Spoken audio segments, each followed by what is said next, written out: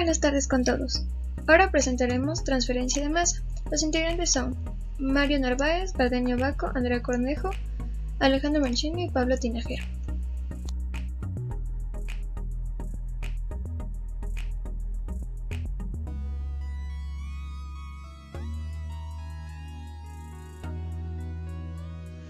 La tasa de transferencia de oxígeno en los caldos de fermentación está influenciada por varios factores físicos y químicos que cambian el valor de KL o el valor de A, o a la fuerza motriz para la transferencia de masa. Como regla general, KL en líquidos de fermentación es de unos 3 a 4 por 10 a la menos 4 metros sobre segundo, para burbujas de más de 2 a 3 milímetros de diámetro. Esto puede reducirse a 1 por 10 a la menos 4 metros sobre segundo para burbujas más pequeñas, dependiendo de la rigidez de esta. Una vez las burbujas superan los 2 a 3 milímetros de tamaño, KL es relativamente constante e insensible a las condiciones. Si se requiere una mejora sustancial de las tasas de transferencia de masa, suele ser más productivo centrarse en aumentar el área interfacial. Los valores de funcionamiento en los bioreactores para el coeficiente combinado KLA abarcan un amplio rango de unos 3 órdenes de magnitud. Esto se debe principalmente a la gran variación de A. En los fermentadores de escala de producción, el valor de KLA suele estar en un rango de 0,02 segundo a la menos 1 a 0,25 segundo a la menos 1. La eficacia de la transferencia de masa gas líquido depende en gran medida de las características de las burbujas en el medio líquido. El comportamiento de las burbujas afecta en gran medida al valor de KLA. Algunas propiedades de las burbujas afectan principalmente a la magnitud de KL, mientras que otras modifican el área interfacial. Los fermentadores agitados son los más utilizados para el cultivo aeróbico. En estos recipientes, el oxígeno se suministra al medio mediante el rociado de burbujas de aire por debajo del impulsor. La acción del impulsor crea entonces una dispersión de gas por todo el recipiente. En los pequeños fermentadores a escala de laboratorio, todo el líquido está cerca del impulsor. Las burbujas de estos sistemas suelen sufrir grandes distorsiones al interactuar con las corrientes turbulentas del líquido en el recipiente. Por el contrario, las burbujas en la mayoría de los tanques agitados industriales pasan una gran proporción de su tiempo flotando libremente y sin obstáculos a través del líquido después de la dispersión inicial en el impulsor. El líquido de los grandes fermentadores, alejado del impulsor, no posee suficiente energía para la ruptura continua de burbujas. Esto es una consecuencia de la escala. La mayoría de los fermentadores de laboratorio funcionan con una potencia de agitación entre 10 y 20 kilovatios sobre metro cúbico, mientras que los grandes recipientes agitados funcionan con 0,5 a 5 kilovatios sobre metros cúbicos. El resultado es que prácticamente todos los reactores de tanque agitado de tamaño comercial funcionan principalmente en el régimen de subida libre de las burbujas. Para un volumen determinado de gas, se proporciona más área interfacial si el gas se dispersa en muchas burbujas pequeñas en lugar de unas pocas grandes. Por lo tanto, un objetivo importante en el diseño de bioreactores es el alto nivel de dispersión de gas. Sin embargo, hay otras ventajas importantes asociadas a las burbujas pequeñas. Las burbujas pequeñas tienen velocidades de subida correspondientemente lentas. En consecuencia, permanecen en el líquido durante más tiempo, lo que permite que el oxígeno se disuelva durante más tiempo. Por lo tanto, las burbujas pequeñas crean una alta retención de gas, definida como la fracción del volumen de fluido en el reactor ocupada por el gas. Aunque es deseable tener burbujas pequeñas, existen límites prácticos. Las burbujas de menos de 1 milímetro de diámetro pueden convertirse en una molestia en los bioreactores. La concentración de oxígeno en estas burbujas equilibra con el medio en cuestión de segundos, por lo que la retención de gas ya no refleja la capacidad del sistema para la transferencia de masa. Los problemas con las burbujas muy pequeñas se agravan en los caldos viscosos no newtonianos. Las burbujas diminutas permanecen alojadas en estos fluidos durante largos periodos de tiempo, porque su velocidad de ascenso es reducida.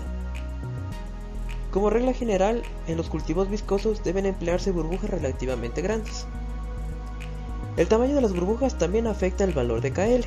En la mayoría de los caldos de fermentación, si las burbujas tienen diámetros inferiores a 2 a 3 milímetros, los efectos de la tensión superficial dominan el comportamiento de la superficie de las burbujas. Como resultado, las burbujas se comportan como esferas rígidas con superficies inmóviles y circulación interna de gas. Una superficie de burbuja rígida de valores de KL más bajos. KL disminuye con la disminución del diámetro por la burbuja debajo de 2 a 3 milímetros. Por lo tanto, las burbujas en medios de fermentación con tamaños superiores a 3 milímetros desarrollan circulación interna y superficies relativamente móviles, dependiendo de las propiedades del líquido. Las burbujas con superficies móviles son capaces de tambalearse y moverse en espiral durante el acceso libre. Este comportamiento tiene marcado efecto beneficioso sobre la KL y la tasa de transferencia de masa. Para resumir la influencia del tamaño de las burbujas en la transferencia de masa de oxígeno, las burbujas pequeñas son generalmente beneficiosas debido a la mayor retención de gas y a la mayor superficie interfacial. Sin embargo, KL para las burbujas de menos de 3 milímetros de diámetro se reduce debido a los efectos superficiales. Debe evitarse las burbujas muy pequeñas menores a 1 milímetro, especialmente en caldos viscosos. Se hablará sobre el espumado, la agitación y el medio y algunas propiedades y procesos físicos que influyen directamente en el tamaño de las burbujas, como lo son la formación de las burbujas, la dispersión del gas y la coalescencia. Estos procesos son de suma importancia ya que interfieren en la transferencia de oxígeno. La formación de burbujas está interferida por un agitador o también llamado sparger, el cual determinará el tamaño de las burbujas según como sea este. Por otra parte, la dispersión del gas puede estar dada por un reactor agitado como un impulsor y también por un sparger. Dependiendo del caso, esto afectará el tamaño de las burbujas y por lo tanto también la transferencia de oxígeno. Y finalmente también tenemos la coalescencia, que es un efecto que se da entre colisiones de burbujas grandes y pequeñas y se da por la reducción del área interfacial total y la retención de gas. Esta también puede estar influyendo la cantidad de sales que están en el medio, dado que estas ayudan a suprimir la coalescencia. Esto representa una ventaja para la transferencia de masa de oxígeno.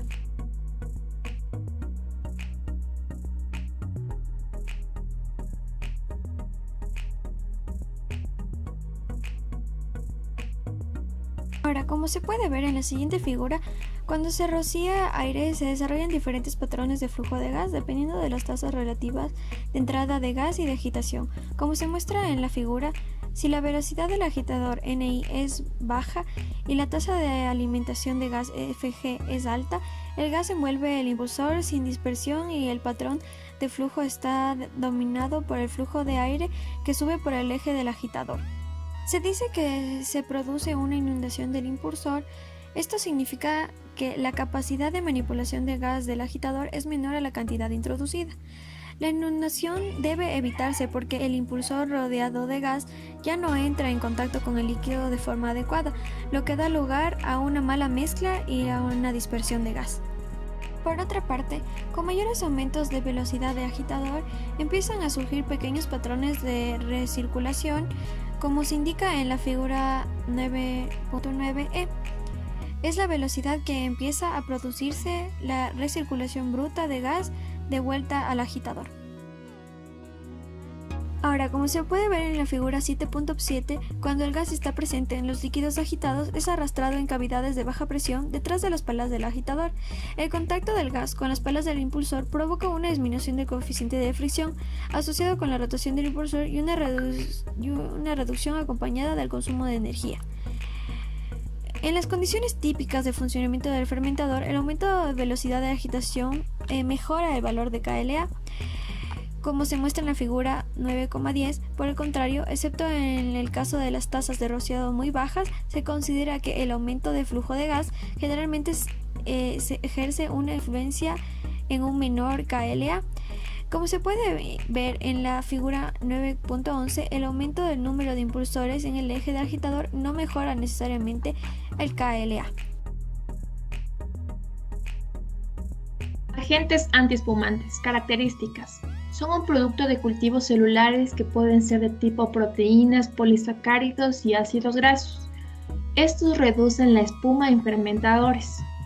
La espuma es de gran consideración en diseño de fermentadores, ya que presenta las siguientes desventajas: ruta de entrada para microorganismos, contaminantes, bloqueo en las líneas de gas de salida, no favorable para actividad metabólica, células frágiles son dañadas y existe una pérdida de volumen del bioreactor. En cuanto a las desventajas de los agentes antiespumantes son las siguientes: afecta la superficie química de las burbujas y su tendencia a fusionarse, afecta la KLA, reducen la tensión superficial, altos valores de A se contrarresta con una disminución de KL, disminución en la tasa de transferencia de oxígeno hasta factor 10. Soluciones para la espuma en fermentadores serían métodos mecánicos, porque estos no cambian las propiedades líquidas. En sistemas con espuma moderada se puede emplear discos de alta velocidad y en la mayoría de los casos es inevitable el uso de los agentes antiespumantes. Temperatura en fermentaciones aeróbicas. Esta afecta la solubilidad del oxígeno y el coeficiente de transferencia de masa KL. Mayor temperatura es un menor un C**L. La fuerza impulsora de transferencia de masa se reduce. La difusividad del oxígeno aumenta, por lo tanto aumenta el KL. Para temperaturas entre 10 y 40 grados centígrados existe un aumento de la tasa de transferencia del oxígeno. Temperaturas mayores a 40 grados centígrados, la solubilidad decae.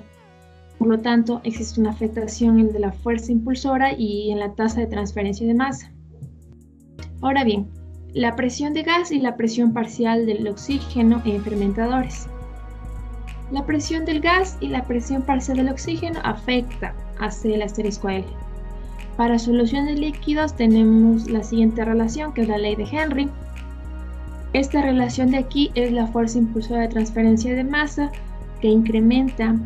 Para mejorar la transferencia de masa, el aire es enriquecido con oxígeno o con oxígeno puro. La solubilidad del oxígeno se puede mejorar con burbujeo, aire comprimido.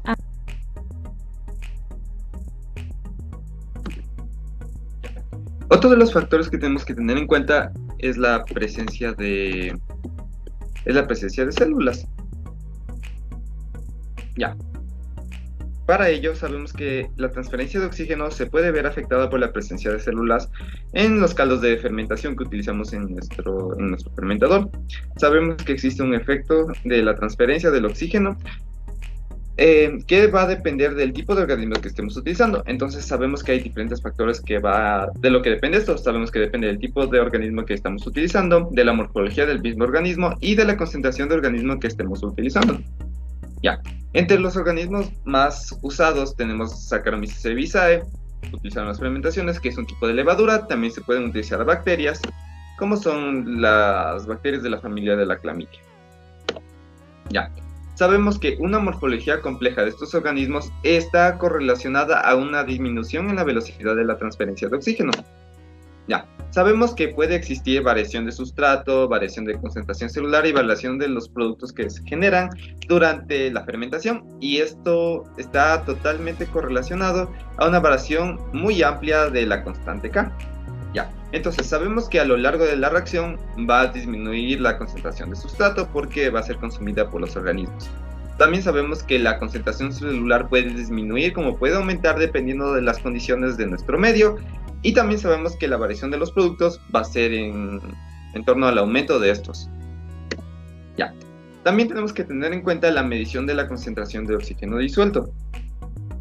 Sabemos que la concentración de oxígeno disuelto en los fermentadores generalmente se mide a través de un electrodo de oxígeno disuelto. Sabemos que existen dos tipos de electrodos, los cuales pueden ser los electrodos galvánicos y también los electrones polarigráficos.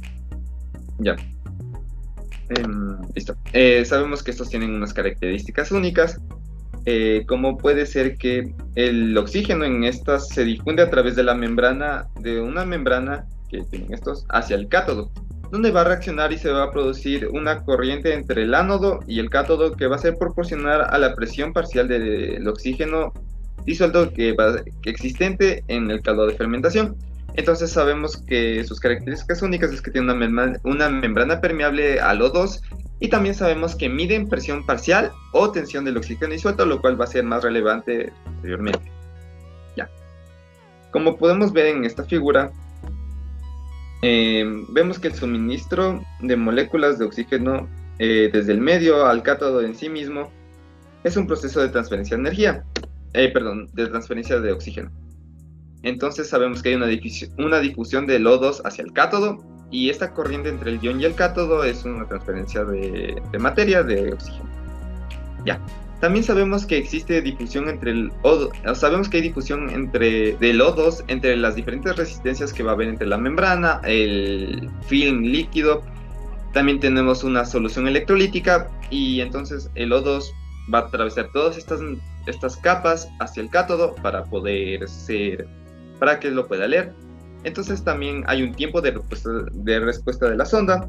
Generalmente el tiempo de respuesta se define como el tiempo que tarda la sonda en poder medir el 63% del cambio total de nivel de oxígeno disuelto en nuestro medio. Para los electrodos comerciales, generalmente los tiempos de respuesta varían entre 10 a 100 segundos. Ya. Es necesario recalcar lo de la solubilidad del oxígeno en ese momento, porque se necesita calcular la solubilidad del oxígeno de otra manera. Ya, sabemos que la variación de concentración del oxígeno disuelto está relacionada con la fuerza repulsora de la transferencia de oxígeno. Bueno, en sí es la fuerza repulsora de la transferencia de oxígeno. Como esta diferencia es generalmente muy pequeña, es necesario conocer con exactitud los valores de las concentraciones que vamos a utilizar. Entonces, como necesitamos de ley valores exactos de la concentración, porque si tenemos un ligero error, el cálculo puede arruinarse totalmente y vamos a tener valores erróneos después sobre nuestra solubilidad. Sabemos que en las fermentaciones no se usa agua pura ni oxígeno puro, sino que es una composición. Entonces, tenemos que tener eso en cuenta. Entonces no podemos utilizar valores de solubilidad de oxígeno en condiciones normales. Esto quiere decir a una cierta temperatura, que puede ser de 20 grados y a una atmósfera, como podemos ver en nuestra tablita a continuación. Estos son valores que son a condiciones normales, pero no nos sirven para hacer nuestros cálculos, porque influye la presión parcial del oxígeno disuelto, que va a ser diferente, porque estamos hablando dentro de un fermentador que generalmente va a estar variando, y también vamos a tener diferentes tipos de materiales disueltos, por lo que esto también afecta a nuestros cálculos.